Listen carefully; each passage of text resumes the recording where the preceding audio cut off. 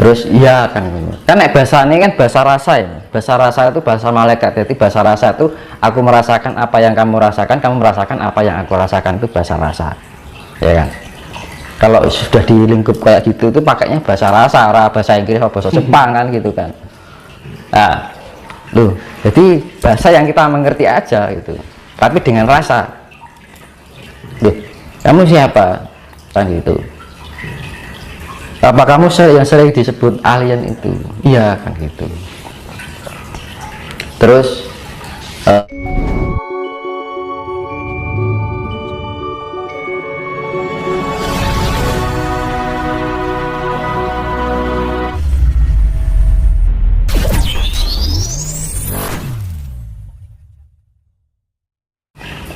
contohnya saya ketemu di waktu tahun 2000 Januari 2021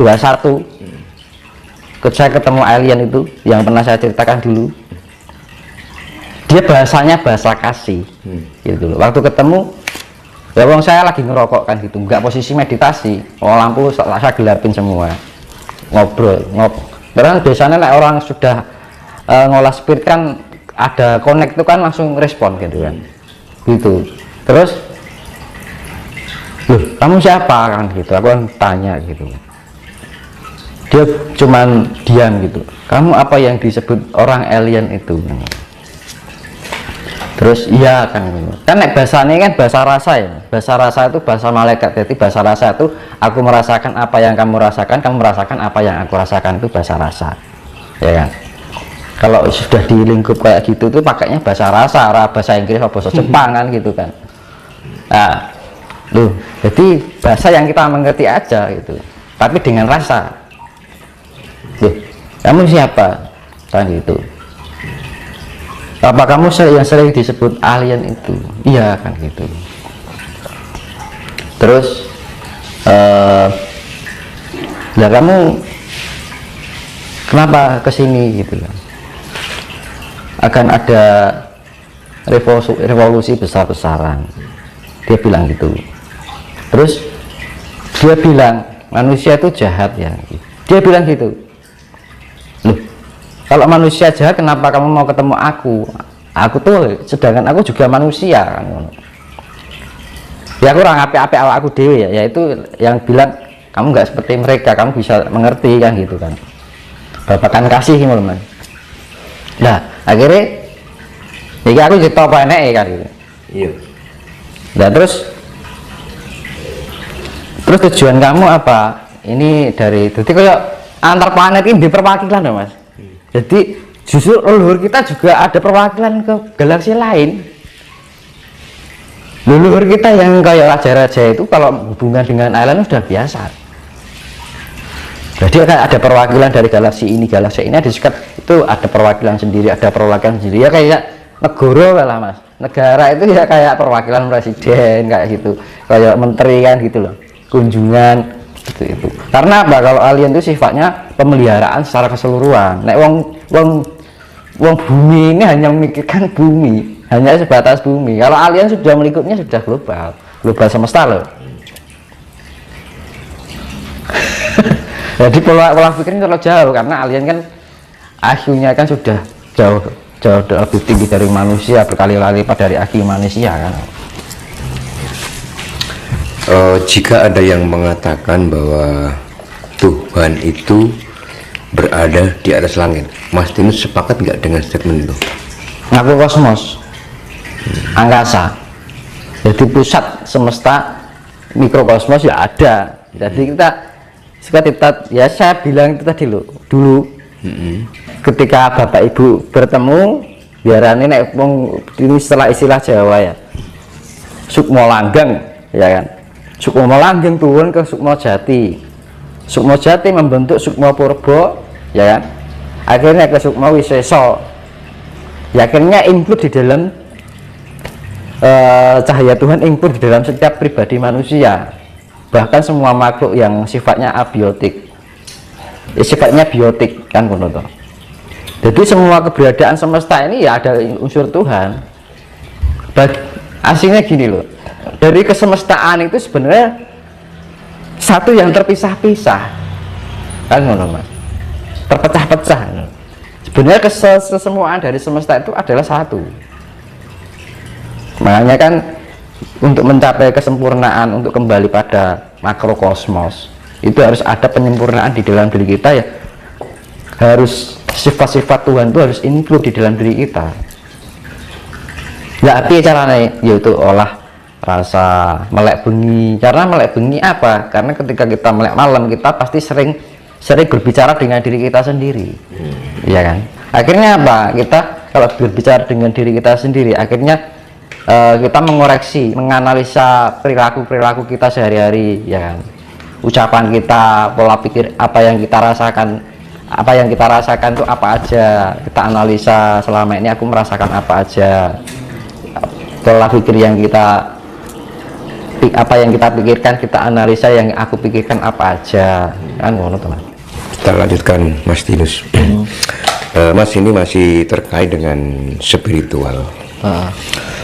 Bisa nggak orang belajar spiritual itu tanpa guru?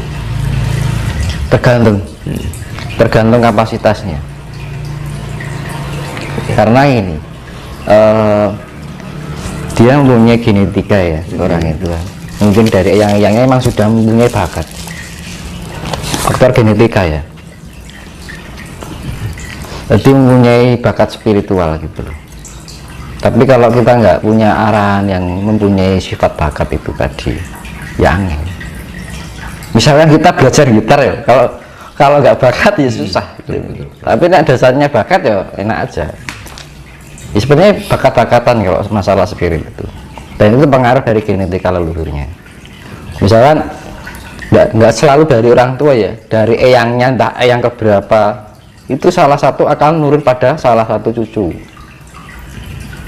Dan kebanyakan yang orang yang terbangkitan spirit itu rata-rata itu hanya beberapa dari, misalkan anak saya punya saudara keluarga besar, lah kemudian yang bisa kayak gini cuman aku aja gitu. Ya itu rata-rata seperti itu. Kalau nggak satu ya dua. Kadang-kadang cuman dari keluarga besar cuman satu aja gitu kan. Kadang-kadang kita merasa terkucilkan dengan keluarga, merasa aneh dengan diri kita sendiri. Yang lain begini kok aku gini sendiri ya. Suka hal-hal yang sifatnya berbau lampau gitu kan, berbau spirit, biasanya gitu.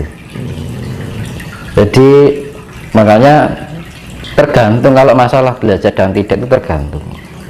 Kalau kita sudah mempunyai bakat alamiah, tanpa belajar kadang sudah terarahkan dengan sendirinya.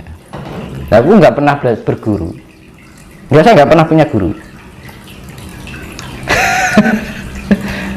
Nah, saya ngomong blambreh kayak gini, belajarnya ya dari pemahaman kehidupan sehari-hari itu.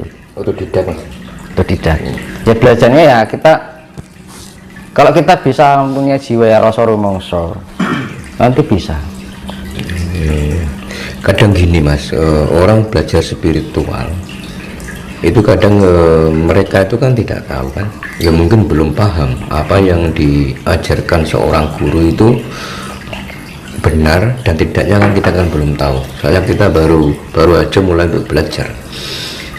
Bagaimana cara kita untuk mengetahui jika yang diajarkan seorang guru itu benar-benar yang paling benar? Ya makanya gini, zaman sekarang itu mencari guru yang benar-benar guru itu langka. Betul. Nggak kayak dulu. Kalau dulu ada guru itu dijamin. Dan gini, karena guru sekarang itu ya banyak tendensi, ya kan, dan belum istilahnya juga secara level spiritnya juga belum kayak orang-orang dulu, nggak kayak orang-orang dulu gitu. Makanya jangan menganggap diri kita atau mengangkat diri kita seorang guru kalau kita punya spirit yang benar-benar mumpuni itu. Jadi kalau aku misalkan ada nih banyak ya kan, misalkan aku ingin jadi muridmu, aku ini masih bodoh kan gitu, kita anggap kita belajar bersama aja kan, malah enak ya, tiada guru tiada murid. ya kan? Karena sejatinya hidup itu kan ya sama-sama belajar sebenarnya. Guru pun, misalkan ada seorang guru pun dia juga harus belajar, merasa kita masih punya pembelajaran lagi. Jangan sampai kita menjadi guru merasa benar. Nah itu repotnya, karena ada ya sifatnya mentang menjadi guru merasa diri benar. Nah itu karena gini, ingin menjadi guru spiritual harus mempunyai sifat seperti Semar. Bisa dijelaskan Mas, bagaimana itu? Karena puncak spiritual yang secara hakiki itu karakteristiknya itu mendekati atau menyamai sifat Semar. Semar itu ya rasa sedih, nggak bisa sedih, nggak bisa senang, ya hidupnya mengalir, sederhana, tapi menikmati suatu kedamaian. Biarpun hidup sederhana tapi istimewa gitu. Ya kan? Orang sekarang kan istimewa, kayak dulu baru istimewa kan. Semar kan gitu, hidupnya narimo, tidak takut disakiti orang, ya kan? Juga tidak takut menderita,